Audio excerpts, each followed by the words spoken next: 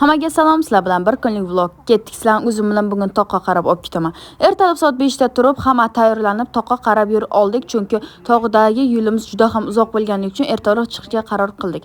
Erta chiqqanligimiz sababli zavtrak hech kim qilmagan, shuning uchun sirazu o'tirib zavtrak qilib oldik. Va kattalar pastda qolishdi va kichkinalar esa toqqa qarab chiqib ketdik. Bu manzarani sizlar bilan bo'lishmasa bo'lmasida, hamma joy ko'm-ko'k va gullar juda ham ko'p edi.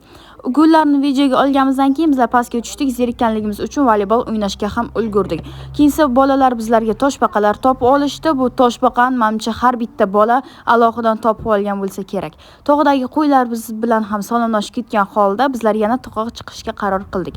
Bu hamma pastdagi mashinalar bizaniki. Shunaqa qilganimizdan keyin pastga tushdik va biqin уже tayyor ekan. Biqinlarni urib hamma uy-uyga tarqalishga qaror qildi.